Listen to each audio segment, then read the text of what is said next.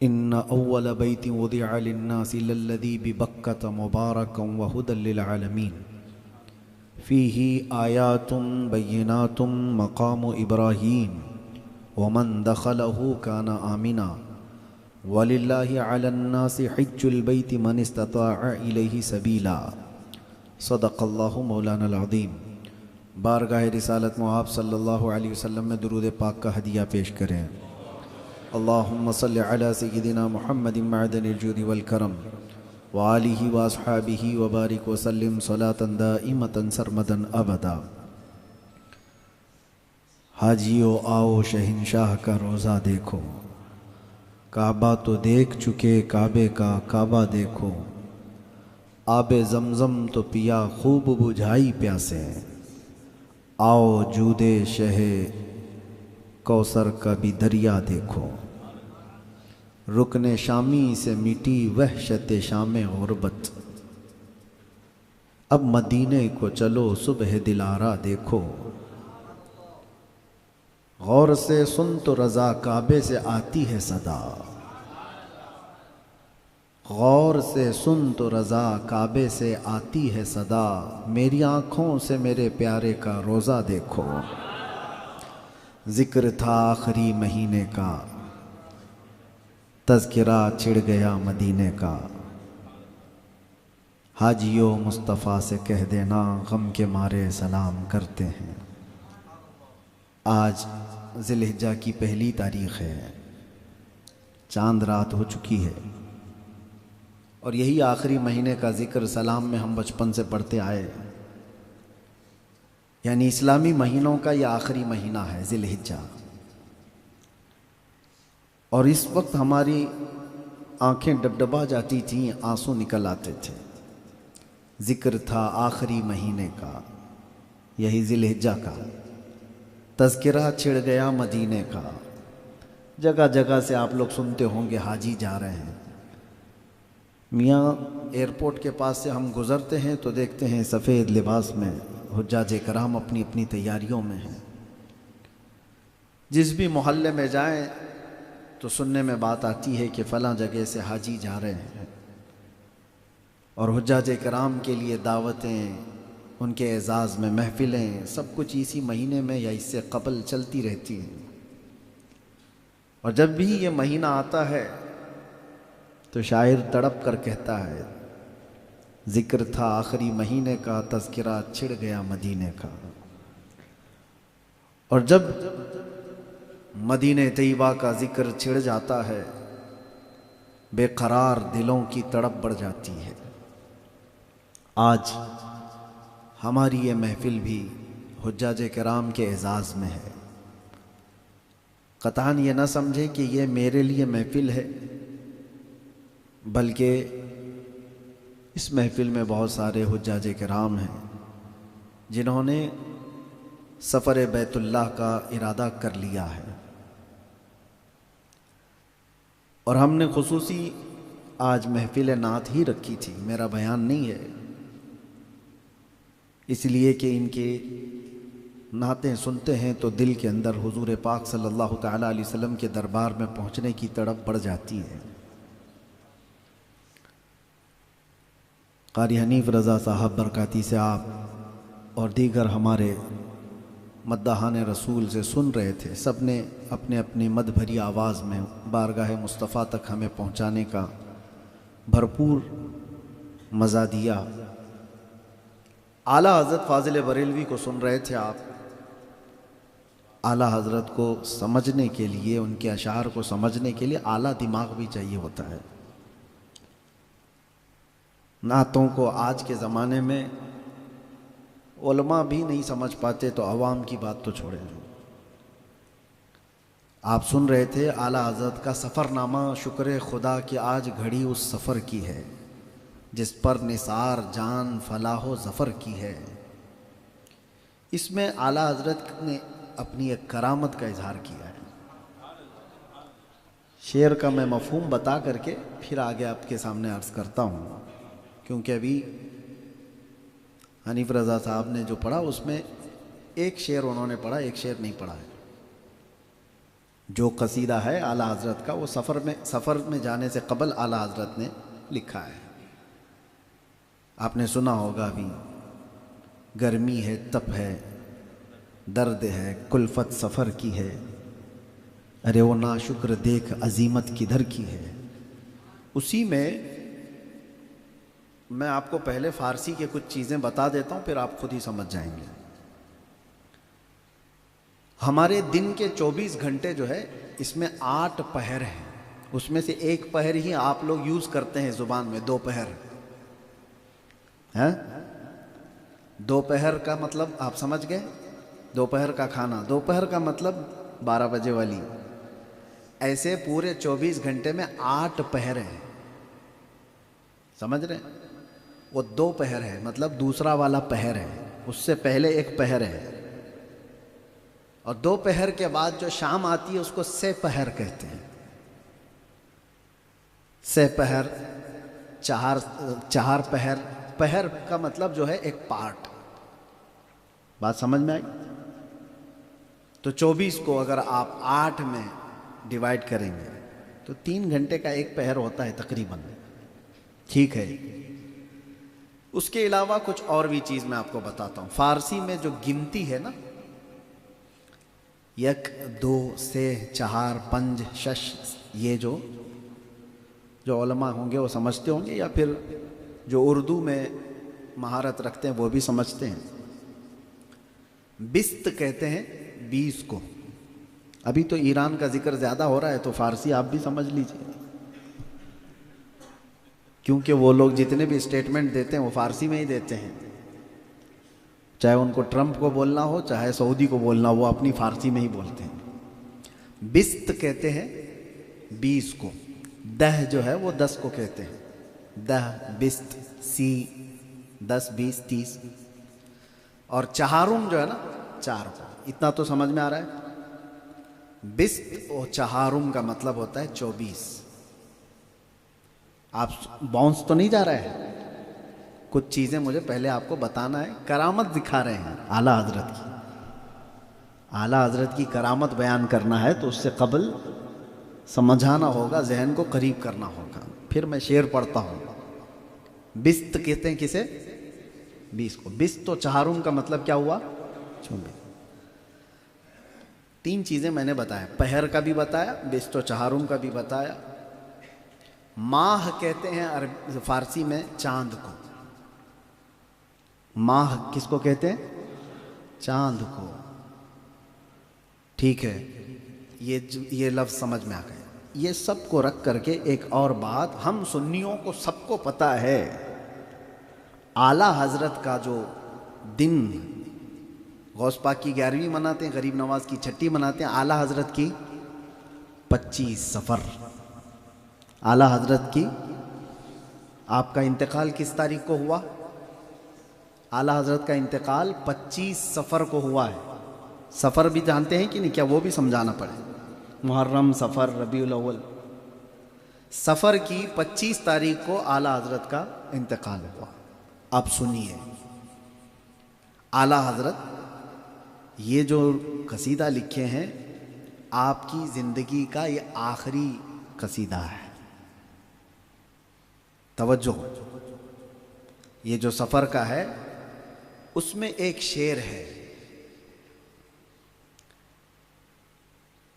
وہ جگمگاتی ہے شب، دیکھو وہ جگمگاتی ہے شب اور قمر ابھی، یعنی رات جو ہے جگمگا رہی ہے، اور قمر یہ بھی سمجھ میں آ گیا ہوگا آپ کو، چاند عربی کا چاند ہے، اور ماہ جو ہے نا فارسی کا چاند ہے۔ دیکھو جگمگاتی ہے شب اور قمر ابھی، پہروں نہیں کہ بست و چہارم سفر کی ہے۔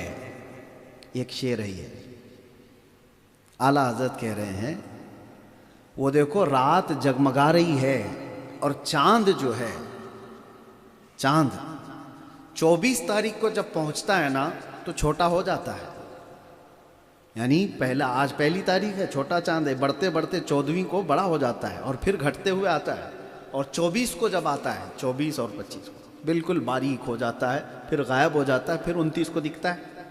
یہی چاند کا وہ ہے۔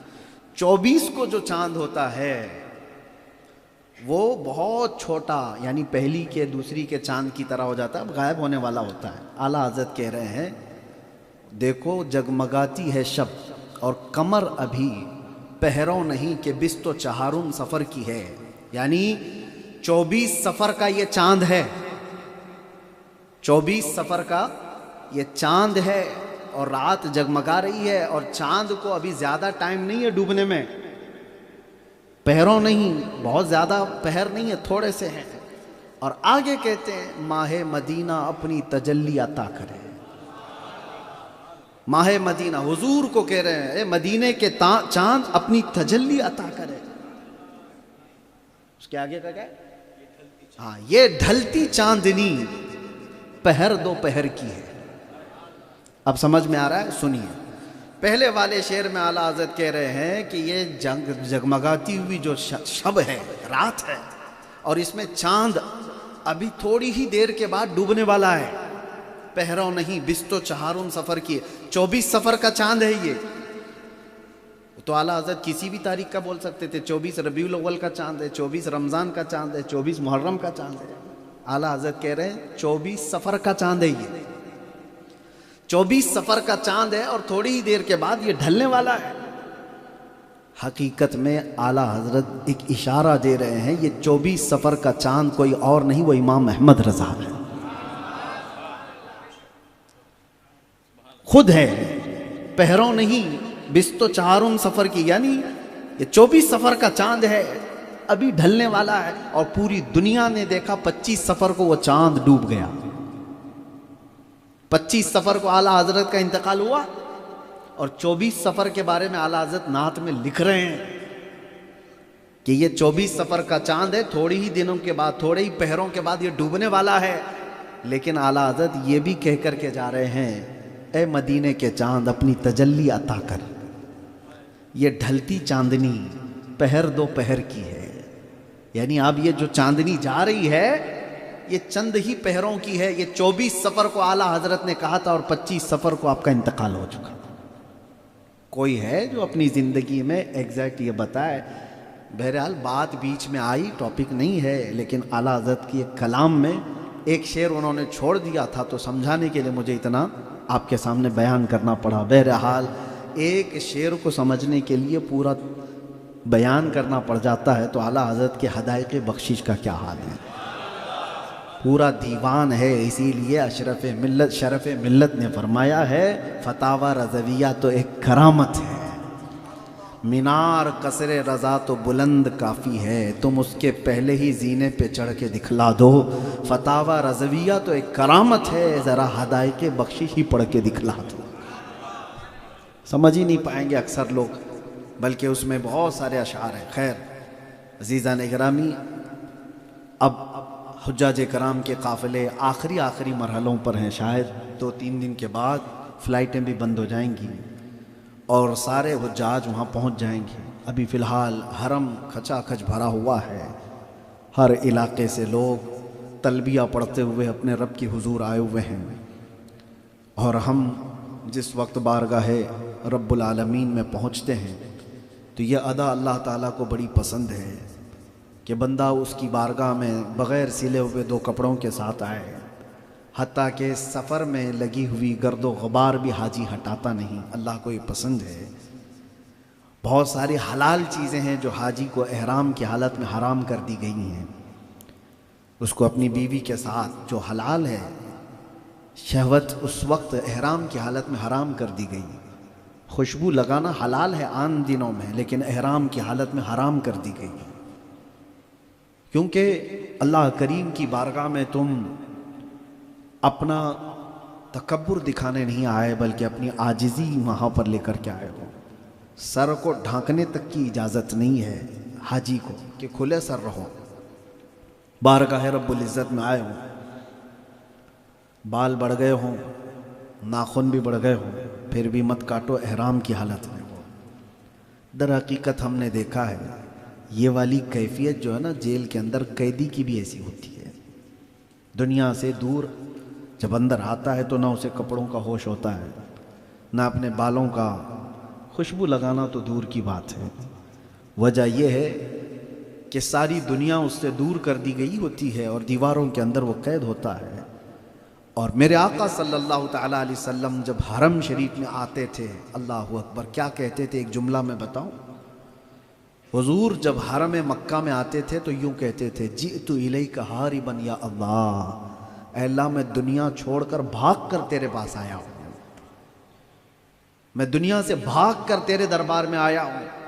اب سوچو حضور کے پاس کون سی دنیا تھی جو چھوڑ کر کے آئے؟ کون سی دنیا تھی؟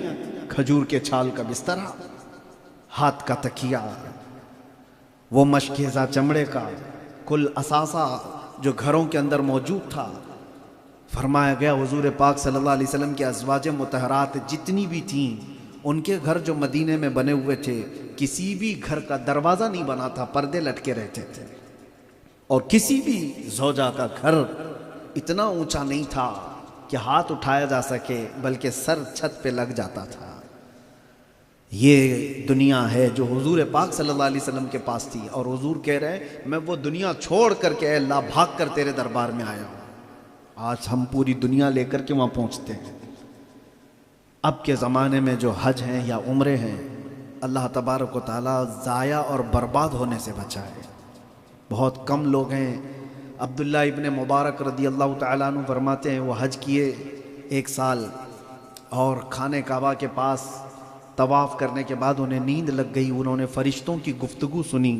فرشتے کہہ رہے تھے، ایک فرشتہ دوسرے سے کہتا ہے اس سال 6 لاکھ لوگوں نے حج کیا، پتہ ہے اس میں سے اللہ نے صرف 6 لوگوں کا حج قبول کیا۔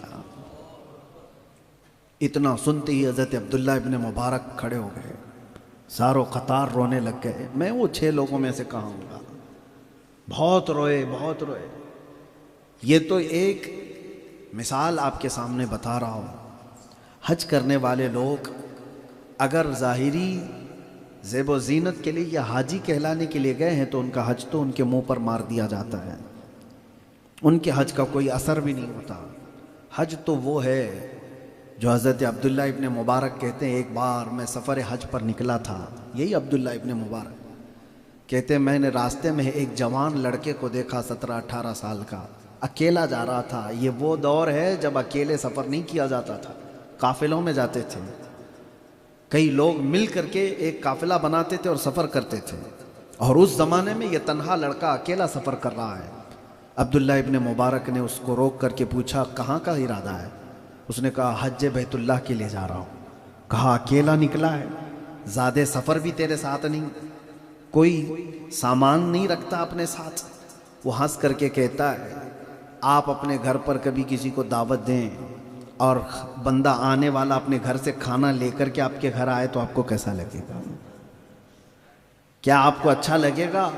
عبداللہ ابن مبارک نے کہا بالکل نہیں، ہم جس کو دعوت دیں اس کو کھلانے کے لیے بلائیں، تو اپنے گھر سے کیوں لے کر کے آئے گا؟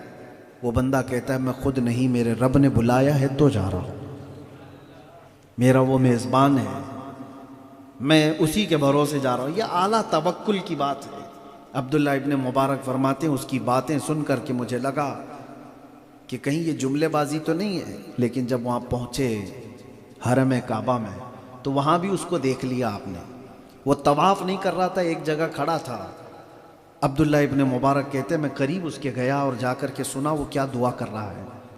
وہ دعا یہ کر رہا ہے اے رحمان، دنیا کا تو نظام یہ ہے جب کبھی کوئی اپنے گھر میں کسی کو بلاتا ہے تو میزبان گھر پہ موجود ہوتا ہے، مہمان کے آنے کے وقت میزبان گھر پہ موجود ہوتا ہے، اور تو مجھے بلایا ہے، میں تیرے بلاوے پر آیا، اور یہاں میں کعبہ دیکھنے نہیں تجھے دیکھنے آیا۔ میزبان کہاں ہے؟ وہ نظریں اٹھاتا تھا اور بار بار یہ کہتا تھا کہ تو بلایا ہے اور میں تیرے دربار میں آیا ہوں، میں تیرے لیے آیا ہوں، تو کہاں ہے؟ یہ کہتے کہتے وہ رونے لگا تو ابن مبارک فرماتے ہیں کعبے کے پاس ایک بجلی سی چمکی اور یہ دیکھا اور تیزی سے چیخ مارتا ہے فزت برب الکعبہ، رب کعبہ کی قسم میں اپنی مراد کو پہنچ گیا، غش کھا کر کے گر گیا۔ عبداللہ ابن مبارک کہتے ہیں میں جلدی سے زمزم لے کے آیا اور اس کو پلانے کے لیے کہ بے ہوش ہو کر گرا تھا، لیکن جب اس کا ہاتھ پکڑ کر کے دیکھا تو اس کا جسم ٹھنڈا ہو چکا تھا، روح نکل چکی تھی۔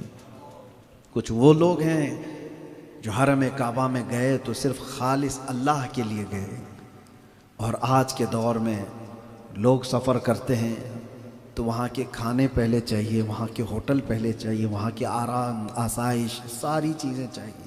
اس دور میں کیا نہیں ملتا، ساری چیزیں ہیں۔ سفر کتنا آسان ہے، 4 گھنٹے میں ادھر سے ادھر پہنچ جاتے ہیں۔ حضور صدر الشریعہ رحمۃ اللہ تعالیٰ علیہ بہار شریعت جنہوں نے لکھا، بھی آج سے 70 سال پہلے کی بات کر رہا ہوں، صرف 70 سال پہلے کا جو حج کا سفر ہے بہار شریعت میں، آپ دیکھیں جدہ سے مکہ جانے تک کا جو سفر آپ نے لکھا ہے 3 دن کا تھا۔ انڈیا سے نہیں، جدہ سے، جو آج کے دور میں صرف 50 منٹ اور 1 گھنٹے میں پہنچتے ہیں مکہ اور ٹو جدہ، جدہ ٹو مکہ، اس دور میں 70 سال پہلے کی 3 دن کا سفر تھا، اونٹوں سے جاتے تھے۔ صدر الشریعہ نے لکھا ہے کہ جب چڑھان آئے تو حاجی کو پیچھے کی طرف آ جانا چاہیے اونٹ کے، اور جب آگے کی طرف آ جانا چاہیے، اور اونٹ جب نیچے کی طرف اتر رہا ہو تو پیچھے کی طرف آ جانا چاہیے، بیچ میں کوہان ہوتی ہے، گرنے کے چانسز نہ ہو۔ یہ سارا سفر میں پڑھ رہا تھا تو حیرت ہوتی ہے، آج سے صرف 60-70 سال پہلے والے جو حج کرتے تھے، ٹینٹ لگاتے تھے مکہ میں، خیمے لگائے جاتے تھے اور چولہے لگاتے اور وہیں پکاتے اور کھاتے تھے۔ 6 مہینے کے سفر کے بعد تو وہ واپس لوٹتے تھے۔ آج کے دور میں نہایت ہی سہولیات ہیں، آرام ہے، آسائش ہے، میں اس کے خلاف نہیں ہوں۔ زمانے کے بدلتے حالات کے اعتبار سے آپ ہر نئی چیز کو قبول کریں، لیکن میرے عزیزو اتنی بھی نئی چیز کے اندر کھو نہ جائیں کہ ہماری روحانیت ختم ہو جائے۔ مکہ میں جانے کے بعد یہ احساس تو ہونا چاہیے کہ یہ وہی مکہ ہے جس میں 53 سال میرے آقا صلی اللہ علیہ وسلم نے اپنی زندگی گزاری۔ محبت وہی ہے، جبرائیل یہاں اترا کرتے تھے، قرآن کی آیتیں لے کر کے نازل ہوتے تھے۔ مکہ کی یہ وہی گلیاں ہیں جہاں کبھی بلال حبشی کو پیروں میں رسی ڈال کر کھینچا جاتا تھا۔ یہ مکہ کی وہی گلیاں ہیں جہاں سیدہ سمیہ کو بھرے بازار میں شہید کیا گیا تھا۔ یہ وہی مکہ ہے جہاں زید بن دسنہ کو مسلح کر دیا گیا تھا، آنکھ کان ناک سب کاٹ دیے گئے تھے۔ یہ وہی مکہ ہے جہاں سے اسلام کے پہلے خطبے کی گونج ہوئی تھی۔ حرم کعبہ میں جانے کے بعد یہ سارے احساسات لے کر کے جاؤ۔ پہلے کے جو حاجی تھے، میرے ساتھ کی بات کہہ رہا ہوں، لوگ تنگ کر دیتے تھے، پوچھتے تھے حضرت ہم نے سنا ہے یہاں پر مکہ والے جو پہلے دفن کر دیتے تھے بچیوں کا گردن موڑ کر کے، وہ کہاں ہے، فلاں کہاں ہے، یہ کہاں ہے؟ تو ہم کو جتنا معلوم ہوتا بتا تو دیتے، لیکن احساس یہ بھی ہوتا تھا۔ میں 2007 کی بات بتا رہا ہوں، اس وقت تک حرم کی توسیع اتنی نہیں ہوئی تھی، ہم خود ہی دوڑ کر کے پوچھتے تھے۔ اللہ کا بڑا شکر ہے کہ میں نے اپنا پہلا حج میرے مرشد کے ساتھ کیا ہے، حضور تاج الشریعہ رحمۃ اللہ تعالیٰ علیہ کے ساتھ، اور اس وقت حضرت کے ساتھ جو موجود، تو یہ دکھانے پر زیادہ وہ کرتے تھے کہ یہ دیکھو یہ جگہ ہے ام ہانی کا مکان، جہاں سے حضور صلی اللہ علیہ وسلم معراج کے لیے نکلے تھے۔ آج وہ حرم کے اندر آ گیا ہے۔ ایک جگہ تھی جہاں پر لے جا کر کے بتایا گیا کہ یہ دار ارقم ہے، جہاں پر حضور صلی اللہ علیہ وسلم اور آپ کے صحابہ چھپ کر کے رہتے تھے، اسلام کی تبلیغ کرتے تھے۔ وہی وہ گھر ہے جہاں حضرت عمر فاروق رضی اللہ تعالیٰ عنہ ایمان لائے تھے 40ویں نمبر پر۔ وہ دار ارقم بھی مکہ میں تھا۔ وہ دروازہ کہاں ہے جس سے حضور صلی اللہ علیہ وسلم حرم میں آتے تھے، حرم شریف کے اندر؟ اب کے حاجیوں کو اس سب کی چیز ضرورت ہی نہیں ہے، وہ تو سب سے پہلے وہاں جانے کے بعد پوچھتے ہیں البیک کہاں ہے، ہوٹل ریسٹورنٹ سب سے اچھے کہاں ملتے ہیں، یہاں سے لبیک لبیک کہتے گئے، وہاں سے البیک البیک۔ بدل گئے، ترانے بدل گئے میرے عزیزوں۔ یہی تو ہے کہ شاعر نے کیا خوب کہا تھا، وہ اندھیرا ہی بھلا تھا کہ قدم راہ پہ تھے، روشنی لائی ہے منزل سے بہت دور ہمیں۔ ترقیوں نے ہمیں کہیں کا نہیں چھوڑا، روحانیت ختم ہو گئی۔ میرے عزیزوں، جو حج پر جا رہے ہیں، عمرہ پر تو جاتے آتے رہتے ہیں، لیکن حج ایک بہت عظیم عبادت ہے، اس لیے کہ میرے آقا صلی اللہ علیہ وسلم فرماتے ہیں من حج ولم یرفث ولم یفسق کولدتہ امہ، یعنی فرماتے ہیں جس نے حج کیا اور حج میں کوئی بے حیائی کی بات نہیں کیا، جھگڑا نہیں کیا، فرماتے ہیں وہ حج ہوتے ہی ایسا پاک ہو جائے گا جیسے آج ہی اس کی ماں نے اس کو جنم دیا، آج ہی وہ اپنے ماں کے پیٹ سے پیدا ہو، اتنا اس کو پاک کیا جاتا ہے۔ آسان چیز نہیں ہے حج بیت اللہ، ایک بہت بڑی نعمت کو حاصل کرنا ہے، بہت بڑی عبادت ہے۔ اور ابھی جیسے حنیف برکاتی صاحب سے آپ سن رہے تھے کہ بہت سارے لوگوں پر حج فرض ہوا پھر بھی جاتے نہیں ہیں، یہ ان کے نصیبے کی بات ہے، ان کو بلایا نہیں جا رہا ہے۔ میرے آقا صلی اللہ تعالیٰ علیہ وسلم نے فرمایا جس پر حج فرض ہوا اور وہ حج پر نہیں گیا اور مر گیا، حضور فرماتے ہیں وہ یہودی ہو کر مرے یا عیسائی ہو کر کے مرے، مجھے اس کی پرواہ نہیں۔ اور ایک روایت میں یہ ملتا ہے کہ ایسا شخص جس پر حج فرض ہوا اور حج کیے بغیر مر گیا تو اس کی پیشانی پر کافر لکھا جاتا ہے، جو فرشتے دیکھتے ہیں۔ ایک بہت بڑا بوجھ لے کر کے دنیا سے گیا۔ عام طور پر ہندوستان، پاکستان، بنگلہ دیش، یہ جو سب کانٹیننٹل، یہ جو ہمارے علاقے کے لوگ ہیں حج پر اس وقت جاتے ہیں جب ایک پاؤں قبر میں ہوتا ہے، نہایت بڑھاپا، چلنے پھرنے کی طاقت نہیں ہے، ایسے حالت میں حج کے لیے جا رہے ہیں۔ کتنوں کو تو دیکھا عرفات کے راستے پہ ہی بیٹھے ہوئے، میدان میں پہنچے ہی نہیں۔ فرض اعظم ہے حج کا، عرفات کے میدان میں جانا وہ سب سے بڑا فرض ہے۔ دو ہی فرض ہیں، عرفات کے میدان میں وقوف کرنا اور خانہ کعبہ کا طواف کرنا 10ویں ذی الحجہ سے 12ویں کے بیچ میں۔ نہیں جا پائے، ہم کہتے ہیں حاجی صاحب چلو عرفات کا میدان وہاں ہے، کہا بس ہو گیا، تھک گئے، اللہ معاف کر دے گا۔ اللہ تو انڈیا میں بھی معاف کرتا ہے۔ 6 لاکھ 7 لاکھ روپے دے کر کے حج کے لیے نکلے اور وہاں جا کر کے راستے میں بیٹھ کر کے حج کر کے آ گئے۔ اور بھی بہت ساری چیزیں ہیں۔ یہ بڑھاپے کا حج بہت تکلیف دیتا ہے وہاں پر لوگوں کو، اسی لیے اللہ تبارک و تعالیٰ اس وقت حج کی سعادت دے جب ہمارے جسموں میں طاقت ہو۔ آپ کو پتہ ہے، دعا کریں کہ اللہ تبارک و تعالیٰ ہمیں بھی وہ توفیق دے کہ جو پیدل حج کیا، پیدل کا مطلب وہ والا نہیں جو یہاں انڈیا سے چلا ہوا ہے، مکہ میں پہنچا اور مکہ مکرمہ میں 7 ذی الحجہ کے بعد 8ویں ذی الحجہ کو مینا گیا پیدل، مینا سے پھر عرفات گیا پیدل، عرفات سے پھر مزدلفہ آیا پیدل، مزدلفہ سے پھر آیا مینا کنکری مارنے اور پھر آیا مکہ طواف کے لیے۔ یہ جو پیدل حج ہے، فرمایا گیا ایک قدم پر اس کے 1 کروڑ نیکیاں دی جائیں گی۔ ایک قدم پر جو پیدل حج کیا۔ پچھلے سال سے اس سے پہلے سال میں نے منت بھی کیا تھا، نظر بھی کیا تھا، اللہ تبارک و تعالی مجھے قید سے رہائی عطا کرے تو میں پیدل حج کروں گا انشاءاللہ۔ پچھلے سال ممکن نہیں ہو سکا کیونکہ حالات کچھ سعودی گورنمنٹ کی طرف سے ایسے بن گئے تھے کہ انہوں نے تقریباً 50,000 انڈین حاجیوں کا کوٹا ہی منسوخ کر دیا تھا۔ اس بار اللہ تبارک و تعالی ہمیں وہاں تک پہنچا دے، ارادہ کر لیا ہے۔ اور جب بندہ ارادہ کر لیتا ہے تو قرآن کی آیت کے مطابق اللہ تعالیٰ نے قرآن میں بھی فرمایا اور حدیث میں ہے، جب کوئی حج کا ارادہ کر لیا، آج میں آپ لوگوں کو بتا رہا ہوں، نیت آج ہی کر لو، حج پہ جانا ہے انشاءاللہ۔ اور ایک نیت ہوتی ہے جیسے ابھی انشاءاللہ زور سے کہہ دی ہے، کیا ہاں بول رہے تھے تو ہم نے بھی انشاءاللہ کہہ دیا ہے، کیونکہ بازار میں نعرے لگانے والے بہت ہوتے ہیں۔ نیت جو ہے دل کے ارادے کا نام ہے۔ آج ہی سے ارادہ کر لیا، اور ارادہ کیسے پتہ چلتا ہے؟ عمل سے۔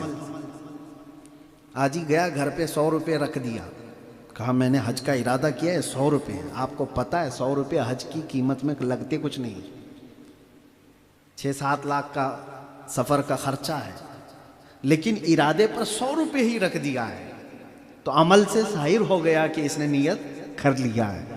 اب پلس میں ہو ہمیشہ، بیچ میں اگر کبھی موت ہو گئی، نہیں پہنچ پایا، حدیث میں ہے اس کی طرف سے اللہ تبارک و تعالیٰ ایک فرشتہ پیدا کرتا ہے جو قیامت تک ہر سال اس کی طرف سے حج کرتا رہے گا۔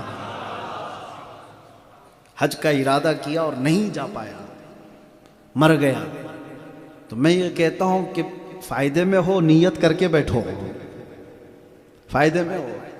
جو حج کا ارادہ کیا اور بیچ میں اگر موت بھی آ گئی تب بھی وہ بونس کے ساتھ ہی ہے۔ اللہ تبارک و تعالی ہمارے لیے آسانیاں عطا فرمائے۔ اور حج تو حج ہے، لیکن اصل اس کا جو مغز ہے وہ بارگاہ مصطفیٰ میں پہنچنے کے بعد ہے۔ من زار تربتی وجبت شفاعتی، حضور پاک صلی اللہ علیہ وسلم نے فرمایا جس نے میری قبر کی زیارت کی اس پر میری شفاعت واجب ہے۔ بہت سارے آج کے زمانے میں وہابی لوگ بھی ہیں، وہ کہتے ہیں کہ مدینہ جانا ضروری نہیں ہے، حج فرض ہے، حج فرض ہے، فرض آپ ادا کر لو۔ ہاں مدینہ اگر جانا بھی ہے تو مسجد نبوی جانے کا ارادہ کر کے جاؤ۔ معاذ اللہ، کیسے بغض اور عداوت تمہارے دلوں کے اندر ہے۔ اور ہمارے امام عشق و محبت بریلی کا تاجدار کیا کہتا ہے؟ ان کا ایک حج تو ہو گیا تھا، دوسرے بار حج کے لیے جا رہے تھے اعلیٰ حضرت، ان کی والدہ حج پر نکلیں، کس کی؟ اعلیٰ حضرت کی۔ ان کے بھائی بھی جا رہے تھے، بریلی سے نکل بھی گئے تھے، ممبئی پہنچ گئے تھے، جہاز کا سفر تھا، اعلیٰ حضرت کی بے قراری بڑھ گئی، یہاں تار بھیجا، پورا واقعہ اعلیٰ حضرت نے لکھا ہے کہ برداشت ہی نہیں ہو رہا تھا، کہا کہ میں رکوں گا نہیں، میں بھی جا رہا ہوں حج پہ۔ تو پہنچ گئے، ممبئی آئے، آخری ٹکٹ بھی مل گیا آپ کو، جہاز پہ سوار بھی ہو گئے۔ کہا کہ جو بریلی سے نکلے ہوئے تھے وہ بعد میں سوار ہوئے، اعلیٰ حضرت پہلے بیٹھ گئے تھے، سفر کے لیے نکل بھی گئے۔ یہی وہ سفر ہے جس میں بھنور بھی آ گئے، طوفان بھی آ گئے، کشتی کے ڈوبنے کے چانسز بھی لگے۔ بیچ میں ایک بار کیپٹن نے اعلان بھی کر دیا تھا کہ لوگ اپنے اپنے کفن تیار رکھ لو، جہاز ہچکولے کھا رہا ہے۔ تب اعلیٰ حضرت اپنے نہایت ہی آرام سے لکھتے ہوئے بیٹھے تھے۔ آپ کی ماں نے کہا تھا کہ احمد رضا تجھے ڈر نہیں لگ رہا ہے؟ سارے لوگوں میں ہاہاکار مچی ہوئی ہے۔ آپ نے کہا مجھے یقین ہے یہ جہاز نہیں ڈوبے گا۔ کہا اتنا یقین کیوں؟ کہا میں نے رسول اللہ صلی اللہ علیہ وسلم کی بتائی ہوئی وہ دعا پڑھ لی تھی جو سمندر کے سفر میں بیٹھنے سے پہلے میرے آقا نے فرمایا بسم اللہ مجرہا و مرساہا ان ربی لغفور الرحیم، یہ پڑھ لے تو وہ جہاز نہیں ڈوب سکتا۔ وہ کیپٹن اعلان کر رہا ہوگا لیکن مدینے کا آقا کہہ رہا ہے نہیں ڈوبے گا۔ اور اس وقت اعلیٰ حضرت نے اسی سفر میں یہ لکھا تھا آنے دو یا ڈبو دو اب تو تمہاری جانیں، کشتی تمہیں پہ چھوڑی لنگر اٹھا دیے ہیں۔ اور دیکھا دنیا نے وہ کشتی نکلی بھی بھنور سے اور جدہ کے ساحل پر پہنچی ہوئی۔ اب سنیے، جو لوگ کہہ رہے ہیں نا حج فرض ہے، حج پر جا کر واپس آ جاؤ، مدینے جانا کوئی واجب نہیں، کوئی فرض نہیں۔ اور امام عشق و محبت یہ کہہ رہے ہیں کہ ہم تو بھائی مدینے جانے کا ہی ارادہ کر کے نکلے، ہم تو حضور کے دربار میں ہی جانے کا ارادہ کر کے نکلے۔ ہاں مدینے پہنچے تھے تو مکہ بھی قریب تھا، حج بھی ہو گیا۔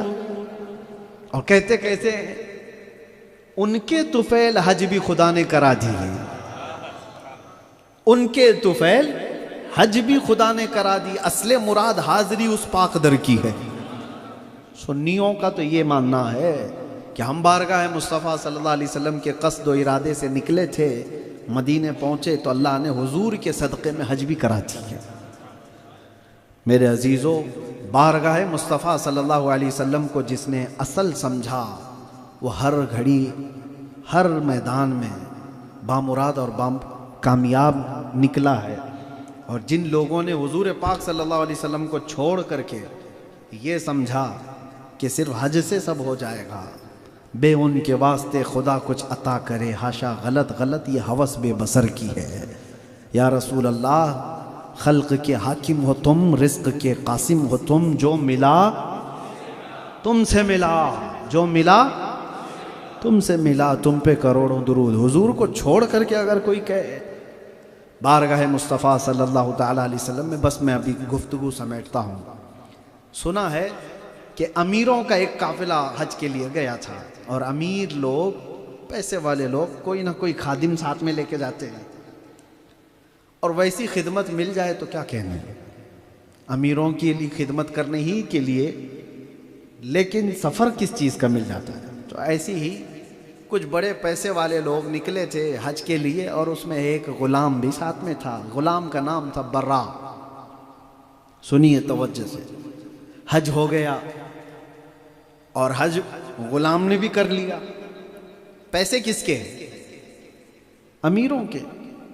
ہوتا ہے نا، ابھی بھی ٹور والے جاتے ہیں تو شیف کو ساتھ میں لے جاتے ہیں، باورچی کا بھی ہو جا رہا ہے، خدمت کرنے کے لیے جو گیا اس کا بھی ہو جا رہا ہے۔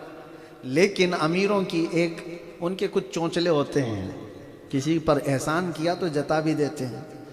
مکہ سے وہ مدینے آئے تو چھیڑ خانی کر رہے تھے ایسی ہی، تو غلام برا سے ان امیروں نے، حاجیوں نے کہا، برا تو بھی حج کر لیا ہمارے ساتھ؟ کہا ہاں میرا بھی حج ہو گیا۔ بلا ارے ہمارے پیسوں سے حج کیا ہے، ہم تو اپنے کمائے ہوئے پیسوں سے حج کیے ہیں، تیرا قبول ہوا کہ نہیں ہوا کیا پتہ، تو فیلی بن کر کے آیا تھا، تو ٹانٹ مارنا۔ اس غریب بندے کے دل پر یہ بات لگی، اس نے کہا قبولیت کی کیا آپ کو پروف دینا ہوگا، ہوا ہے کہ نہیں ہوا کیسے پتہ چلے؟ یہ تو بات مذاق میں چل رہی تھی۔ ان امیروں نے کہا دیکھو ہم تو مدینے آئے ہیں، حضور پاک صلی اللہ تعالیٰ علیہ وسلم کی بارگاہ سے ہی قبولیت کی سند ملتی ہے۔ تو انہوں نے اتنا تانا تو مارا اور بیچ دیا۔ اب وہ غلام تو غلام ہے، اور جب کوئی اڑ جاتا ہے بارگاہ مصطفیٰ میں، حضور کی بارگاہ میں کوئی کھڑا ہو جاتا ہے، ارے حضور تو اپنی قبر سے نکل کر کے اس کو بالمشافہ زیارت بھی کرا دیتے ہیں۔ پیر مہر علی شاہ کو نہیں دیکھا، بارگاہ مصطفیٰ میں گئے تھے تو تڑپ تڑپ کر کے یہ کہہ رہے تھے کہ یا رسول اللہ میں کھلی آنکھوں سے آپ کو دیکھنا چاہتا ہوں، اور روتے روتے یہی اعلیٰ حضرت کا بھی تھا۔ غلام جب اڑ جاتے ہیں اپنے دل کی تمنا کے ساتھ تو وہ پھر حضور کو منا لیتے ہیں۔ کتے مہر علی کتی تیری ثنا گستاخ اکھے کتی جا اڑیاں، یہ کب کہا تھا انہوں نے؟ بارگاہ مصطفیٰ میں تعریف کرتے ہوئے کہ یا رسول اللہ آپ کا چہرہ ایسا، آپ کے لبہائے مبارک ایسے، آپ کا دہن ایسا، دکھا تو دو۔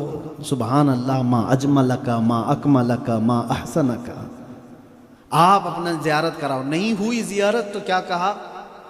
اپنے آپ کو کوسنے لگے، کتے مہر علی کتے تیری ثنا، تو کہاں کا مہر علی، اور تیری ثنا، تیری تعریف کتنی وقعت رکھتی ہے، اور گستاخ اکھی کتی جا اڑیاں، کہاں جا کر کے اڑ گئی، تیری آنکھیں ہیں کیا دیکھنے کے قابل؟ مدینے سے نکلے تھے، بدر کے راستے میں ایک وادی حمرا آتی ہے، عصر کی نماز پڑھے، اور عصر کی نماز جلدی میں پڑھ رہے تھے، سفر میں، سنت نہیں پڑھے، فرض پڑھ کر کے سلام پھیرے تو وہاں ایک بوسیدہ دیوار کے پاس حضور کا دیدار کر لیا۔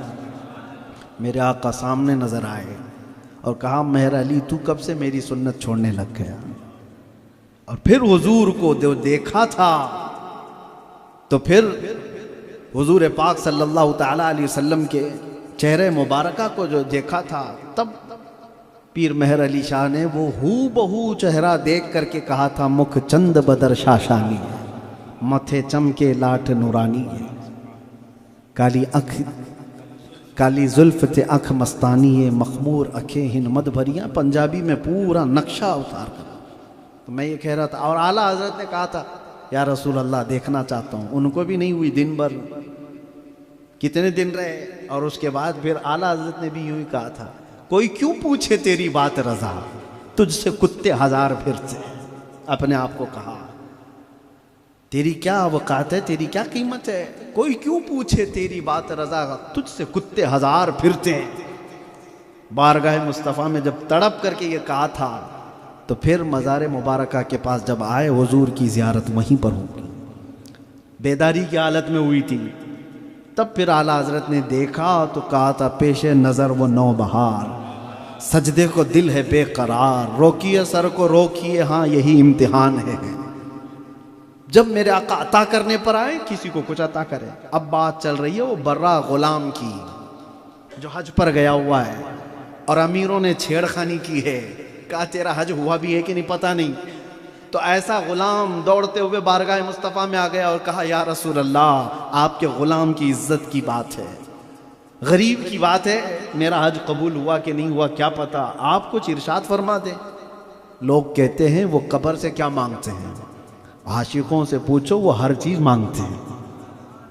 حضور کے دربار میں کھڑا روتا رہا۔ بزرگوں نے فرمایا قبر کے پاس سے ایک چٹھی برآمد ہوئی جس پر یہ لکھا ہوا تھا برا بری من النار، برا غلام جہنم سے آزاد ہے، اس کا حج قبول ہے۔ وہ سارے امیروں نے دیکھا کہ یہ تو بارگاہ مصطفیٰ سے ملی ہوئی چٹھی، اس کو کہا کہ ہم نے کیوں تانا مارا اس کو، اب تمہارے حج کا کیا پتا، یہاں تو اب پکی مہر لگی ہوئی ہے۔ حج ہو تو ایسا کہ جو بارگاہ مصطفیٰ میں اپنے آپ کو منع کر کے آئے۔ حضرت عبداللہ ابن علا ابن مبارک کہتے ہیں میں ایک بار تھکا ہارا سفر سے مدینے پہنچا تھا، پیسے سب ختم ہو چکے تھے، کچھ نہیں تھا میرے پاس۔ مسجد نبوی میں گیا، لوگوں سے مانگنے میں شرم بھی آ رہی تھی، کیسے مانگوں، بھوک شدت کی لگی۔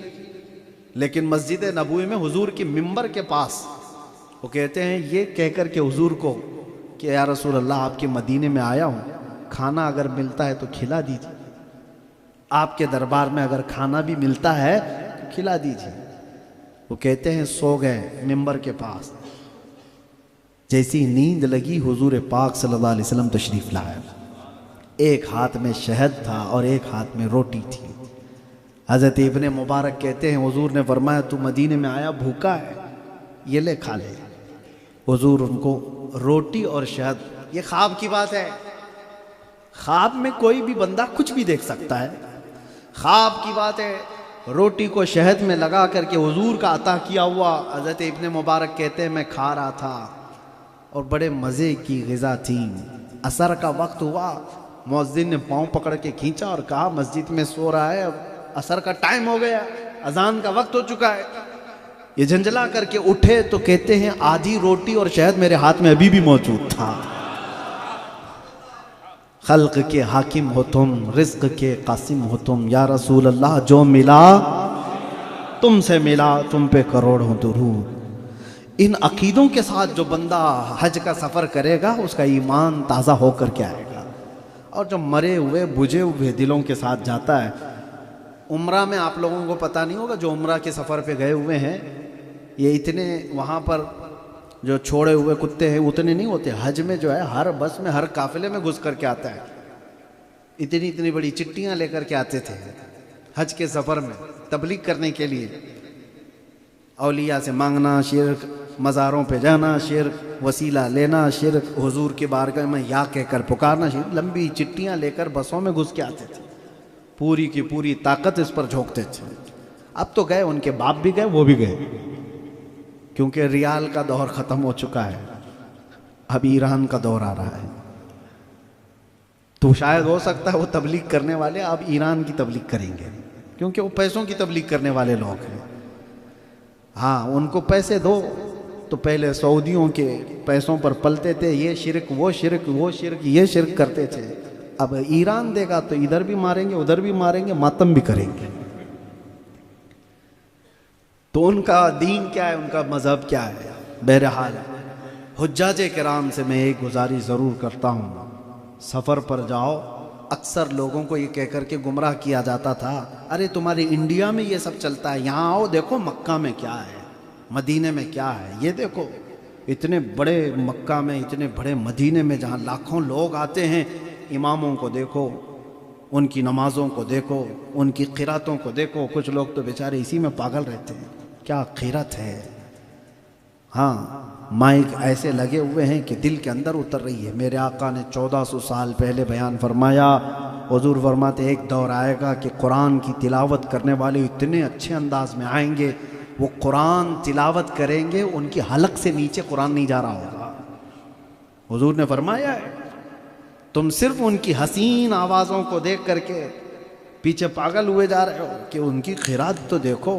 ہمارے ہاں ارے مائک کے اور ساؤنڈ سسٹم کے بھی بہت سارے کمالات ہیں، نیو ٹیکنالوجی کے بھی کمالات ہیں۔ بہرحال وہ جتنی بھی سریلی آواز میں پڑھے ہمیں اس سے کوئی لینا دینا نہیں، سب سے پہلا معیار ہے سینے میں عشق مصطفیٰ ہے یا نہیں۔ جو بندہ یہ کہتا ہو میرے آقا صلی اللہ علیہ وسلم کے ماں باپ جہنم میں ہیں اور پھر وہ حرم کے مصلی پہ کھڑا ہو کر کے پڑھا ہے، ہمارے لیے وہ کوئی امام نہیں، ہمارے لیے وہ اقتداء کا اہل نہیں۔ میرے عزیزو، یہ تمام چیزیں حجاج کرام کو جب ہم بتاتے ہیں تو ان کو ایسا لگتا ہے کہ یہ دقیانوسی باتیں، پرانے خیالات ہیں۔ سب سے پہلی چیز اپنے ایمان کو مضبوط رکھو۔ حضور پاک صلی اللہ تعالیٰ علیہ وسلم کی عزت اور ان کی عظمت اور ان کی محبت، بھیڑ کیا کر رہی ہے اس سے کوئی لینا دینا نہیں۔ ہاں، بھیڑ کے ہمارا دین یہ ساری چیزوں کو دیکھ کر کے نہیں بنایا، اصولوں پر بنا ہے، اصولوں پر ہے۔ بھیڑ تو یہاں پر سرکس میں جمع ہو جاتی ہے، تو کیا آپ وہاں پر چلے جائیں گے؟ بھیڑ تو نیتاؤں کے یہاں بھی بہت ساری چیزیں آ جاتی ہیں۔ میرے عزیزو، بھیڑ کا وہ مطلب نہیں ہے۔ بہرحال وہاں جانے کے بعد لاکھوں کی بھیڑ وہ کر رہی ہے، لاکھوں کی بھیڑ یہ کر رہی ہے، اس میں بھی بہت ساری بھیڑ جو ہے نا وہ بھیڑ ہے، ان کو جہالت بھری ہوئی ہے۔ وہ کہیں پہ بھی راستے پہ کھڑے ہو کر کے وہ نمازیں پڑھ رہے ہیں، ان کی نمازوں کا کیا، نماز آدھی پڑھ رہے ہیں اور آدھا موبائل۔ تو تمام چیزیں وہاں پر جتنے آتے ہیں وہ علماء ہی نہیں ہیں، وہ اولیاء ہی نہیں ہیں، جاہل بھی بہت سارے آتے ہیں۔ تو ہمارے ہندوستان وغیرہ سے گئے ہوئے لوگ ان سے متاثر ہو کر، مرعوب ہو کر کے واپس آتے ہیں، کہتے ہیں وہاں تو ایسا دین ہے، ہمارے یہاں کچھ اور ہی بتا رہے تھے۔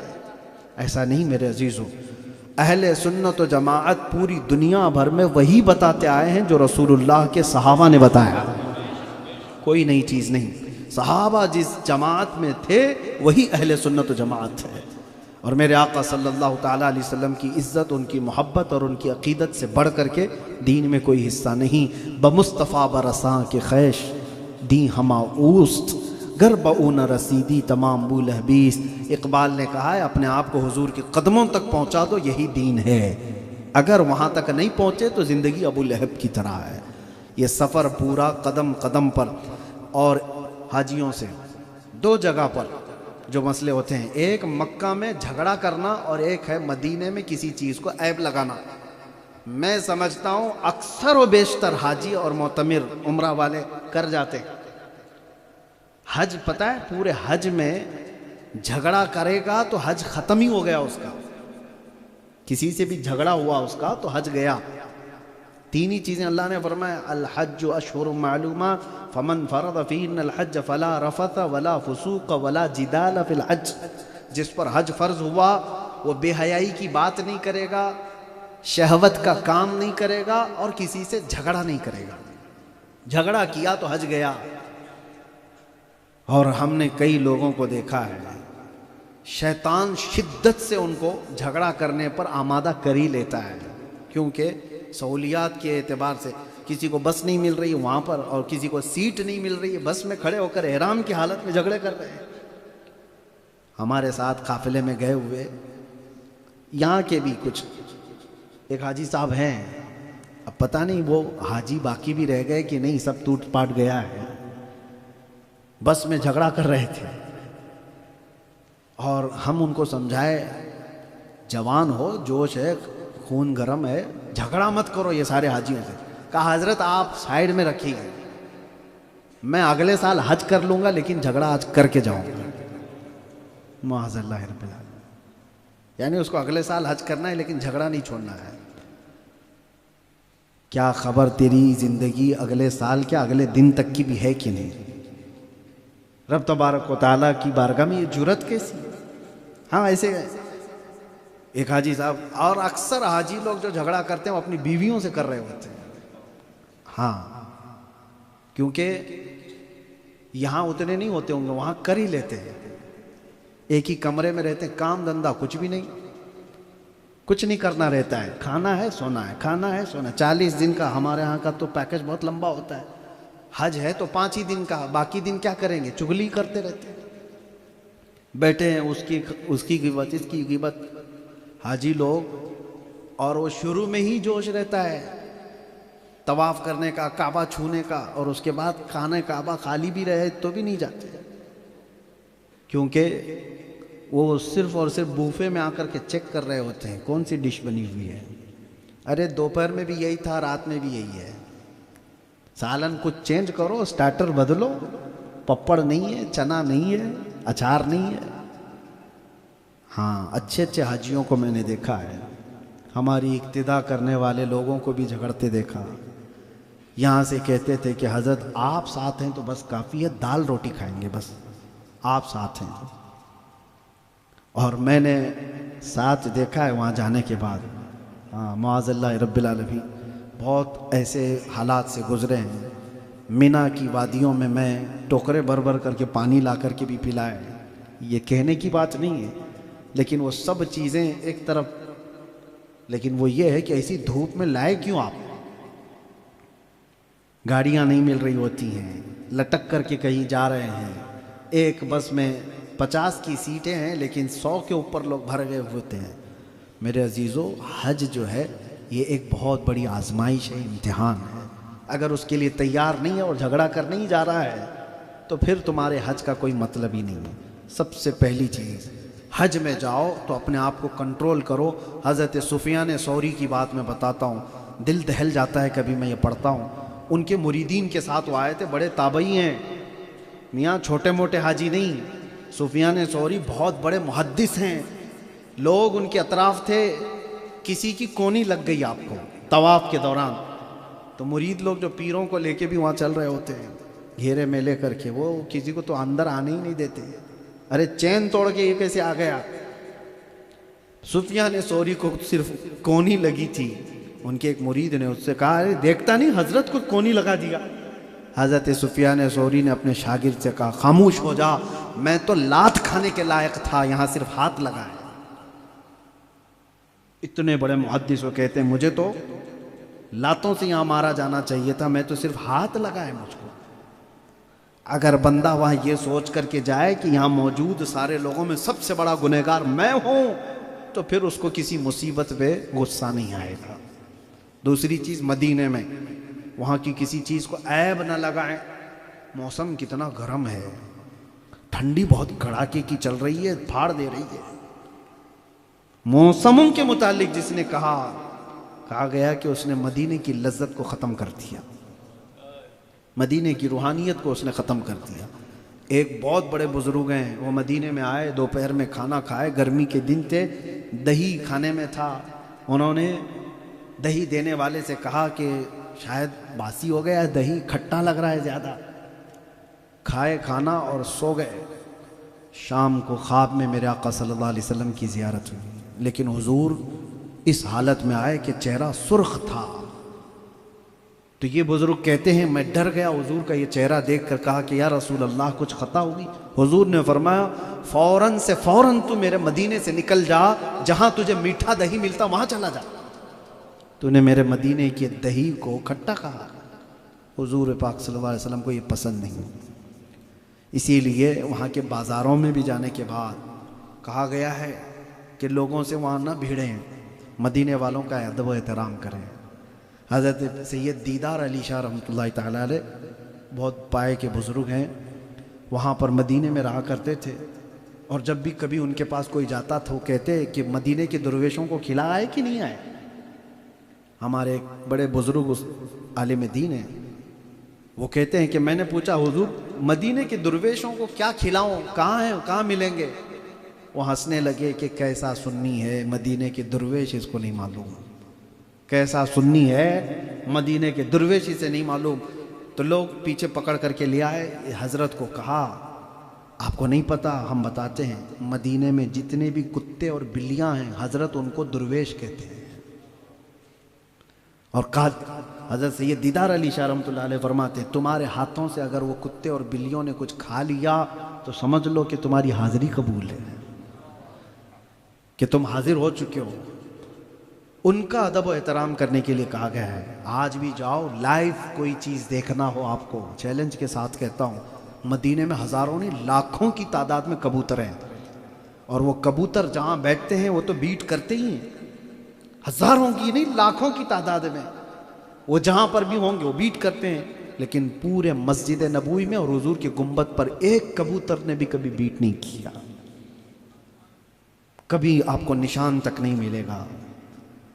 ارے کبوتر تو بے زبان جانور ہی تو ہے، بے عقل ہے، لیکن حضور کے دربار میں مسجد نبوی میں ان پرندوں کا بھی ادب آپ دیکھیں۔ اور اسی لیے بعض بزرگوں نے کہا وہاں جو جانور ہوتے ہیں ان کو صرف جانور مت سمجھو، وقت کے قطب اپنے آپ کو اس حالت میں وہاں پیش کرتے ہیں۔ ان بارگاہوں کا ادب و احترام ہو۔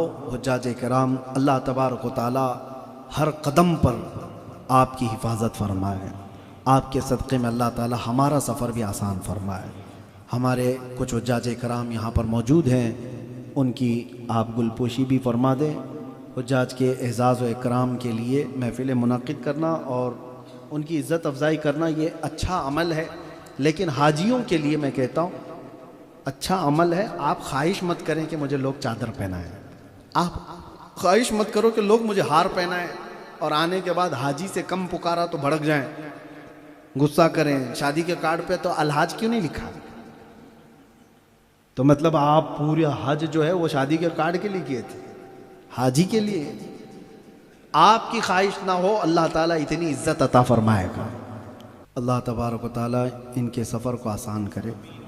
بڑی تمنا اور بہت ساری خواہشوں کے بعد یہ سفر ملتا ہے۔ ایک جو ریئل چیز ہوئی تھی ممبئی کی، ایک حاجی صاحب کا میں آپ کو بتاتا ہوں۔ دو چیزیں، ایک امریکہ والے، ایک فیملی آئی، ڈاکٹر صاحب، بیٹا، بیٹی، بیوی، مکہ میں پہنچے، کلاک ٹاور کے پاس ہی رکے تھے، امریکہ کے رہنے والے تھے، بہت اچھی بڑی فیملی تھی، احرام پہنے ہوئے حرم شریف میں جا رہے تھے۔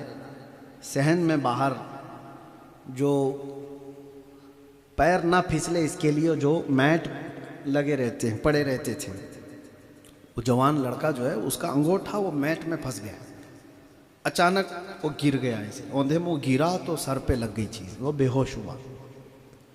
فیملی میں وہ ڈاکٹر صاحب ہے، ان کی بیوی ہے، بیٹی ہے اور یہ بیٹا ہے۔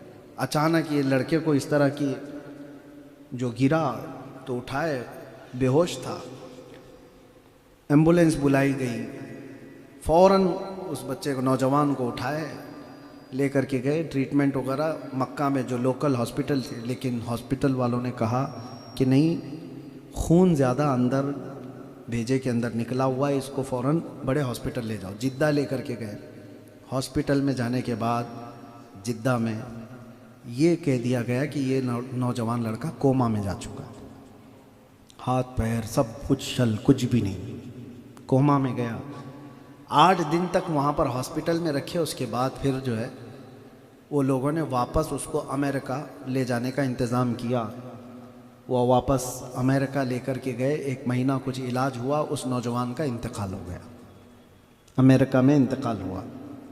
تصویر کا ایک رخ آپ کو بتا رہا ہوں، کہاں سے آئے تھے، حرم کعبہ تک پہنچے بھی تھے، ہوٹل میں رکے بھی تھے، احرام پہن کر کے حرم میں اندر جا رہے تھے، دروازے میں داخل ہونے سے پہلے ہی گرا، پوری فیملی وہیں سے باہر سے ہی ہاسپٹل بھاگی، ہاسپٹل سے علاج کرتے کرتے امریکہ چلے گئے اور امریکہ میں جا کر کے انتقال بھی ہو گیا۔ دروازے تک پہنچ کر کے کعبے کا طواف نہیں، وہ رب کی مرضی ہے، جسے چاہے وہاں تک پہنچ کر کے بھی وہ اندر نہیں داخل ہو سکا تھا۔ اب ہم یہ نہیں کہہ رہے ہیں کہ کوئی بہت بڑا گنہگار یا جو بھی ہے، لیکن نصیب کی بات ہے۔ اور ایک خاندان ممبئی کا ہے، میں آپ کو بتاتا ہوں، اس میں بھی 4 لوگ تھے، بیٹا، بہو اور ماں باپ۔ یہ لوگ یہاں سے بیٹھے اور فلائٹ مدینے جا رہی تھی، ڈائریکٹ فلائٹ تھی۔ تو یہ لوگ جیسے ہی ٹیک آف کیے، حاجی صاحب جو تھے وہ بیچ والی سیٹ میں بیٹھے تھے، ان کو دھڑکن زیادہ تیز شروع ہو گئی اور کوشش کیا گیا، ٹیک آف ہونے کے بعد انہوں نے ایک لمبی سانس لی اور پیچھے ان کا سر لڑک گیا، بغل میں ان کی بیوی بھی ہے، ان کا بیٹا بھی ہے۔ تو دیکھا دبا دبا کر کے، تو وہ کچھ بھی ری ایکشن نہیں کر رہے تھے، کچھ بھی رسپانس نہیں دے رہے تھے۔ لیکن بڑی بات یہ ہے کہ ابھی ابھی اڑا ہوا پلین ہے، ان کی جو بیوی ہیں وہ ابھی موجود ہیں، بیٹے سے کہتی ہیں خاموش رہو، ان کا انتقال ہو گیا ہو تو بھی خاموش رہو، ہم مدینے جا رہے ہیں۔ نہ پلین کے عملے کو کہا، کچھ بھی نہیں کہا۔ 4 گھنٹے فلائٹ ہوا میں ہے، وہ اسی طرح سے گردن لٹکائے ہوئے اس میں تھے۔ وہ کیسا خاندان تھا! لینڈ ہونے سے آدھا گھنٹہ پہلے انہوں نے تھوڑی ہڑبڑی مچائی اور پلین کے عملے سے کہا کہ یہ سیریس ہو گئی ان کی طبیعت۔ وہ آئے، دبا دبا کر کے دیکھے، پمپ کیا، وہ کچھ رسپانس نہیں کیے، تو لینڈ ہوتے ہوتے پلین سے نیچے خبر دے دی گئی کہ ایمرجنسی ہے اس فلائٹ میں، ایک حاجی ہے اس کی سانسیں رک گئی ہیں۔ جیسے ہی فلائٹ لینڈ ہوئی، ایمبولینس وہیں قریب میں آ گئی، اندر ہی ایئرپورٹ میں۔ ان کو اسٹریچر پر لایا گیا، ایمبولینس میں ڈالا گیا، پھر لے کر کے گئے، یہ لوگ فیملی بھی ساتھ میں گئی۔ باہر آنے کے بعد ہاسپٹل میں جیسے ہی ان کو داخل کیا گیا تو ڈاکٹرز نے کہا یہ پچھلے 4 گھنٹے پہلے ہی دم توڑ چکے ہیں۔ گھر والوں کو تو معلوم تھا، لیکن وہ تو ایک پروسیس کے اعتبار سے جو کچھ بھی فارمیلٹی تھی پوری کی گئی، اور مدینے میں غسل ہوا، کفن ہوا، جنت البقیع میں دفن۔ روح یہیں نکلی تھی، دفن مدینے میں ہوا۔ اور ایک بندہ وہ تھا جو حرم کعبہ کے پاس پہنچا تھا، گرا بھی وہیں تھا، ہوش بھی وہیں گیا تھا، لیکن اس کے باوجود موت امریکہ میں جا کر ہوئی، دفن وہاں ہوا۔ یہ بڑے کرم کے ہیں فیصلے، یہ بڑے نصیب کی بات ہے، جسے چاہا اپنا بنا لیا، جسے چاہا در پہ بلا لیا۔ بارگاہ مصطفیٰ میں عرض ہے مولا کریم، تیرے حبیب پاک صلی اللہ علیہ وسلم کے صدقے ہم سب کو حج مقبول نصیب فرما، اور جتنے حاجی حج پر جا رہے ہیں ان کے حج کو قبول فرما لے۔ اے کریم خدا ان کے حج میں آسانیاں عطا فرما، گناہوں سے بچا، آنکھوں کی حفاظت عطا کر، زبان کو طہارت عطا کر، اور یہاں جتنے حاضر ہیں اور جتنے دور سے ہماری اس محفل میں شریک ہیں، رب العالمین سب کو مرنے سے پہلے مقبول حج نصیب فرما۔ تیرے دربار میں پہنچنا ہمارے سب کی قسمت میں لکھ دے، اور جب ہماری زندگی ختم ہونے کو آئے تو تیرے حبیب پاک کے دربار میں ہمارا آخری وقت گزرے، مولا ہماری آخری سانسیں جنت البقیع میں عطا فرما۔ وصلی اللہ تعالی علی خیر خلقہ محمد وآلہ واصحابہ اجمعین برحمتک یا ارحم الراحمین۔ نوجوانوں کو ترغیب دینے کے لیے میں بات کہہ رہا ہوں۔ آج جو حاجی ہیں ان میں سے ہمارے قافلے میں پٹیل صاحب بھی ہیں، سمت پٹیل کے ابا، وہ بھی حج پر جا رہے ہیں۔ پچھلے سال بھی آپ کا ارادہ تھا، اسی طرح سے ہمارے سرور صاحب، لیکن بات یہ کرنی ہے، ان کا جوان بیٹا ہمارا شاگرد بھی ہے، 2 سال سے اتنی محنت کیا کہ کسی نہ کسی طرح سے میرے ماں باپ حج پہ جائیں، ہونا یہی چاہیے۔ لیکن میں یہ بات اس لیے کہہ رہا ہوں، اکثر نوجوان جو اس عمر میں اپنے بزنس کے لیے، اپنی شادیوں کے لیے، اپنے تمام چیزوں کے لیے فکر مند رہتے ہیں اور اسی میں سب کچھ گھسے ہوئے رہتے ہیں، اس عمر میں اگر کوئی اپنے والدین کے حج کی تمنا کرتا ہے تو اللہ تبارک و تعالیٰ کی یہ خاص عطا ہے، اور اللہ تعالیٰ اس کی خدمت کو قبول فرمائے۔ اور میرے آقا صلی اللہ علیہ وسلم نے فرمایا، جس نے اپنی ماں کے ساتھ یا اپنے باپ کے ساتھ حج کیا یا ان کو کرایا، وہ ایسا ہی ہے جیسے اس نے میرے ساتھ حج کیا۔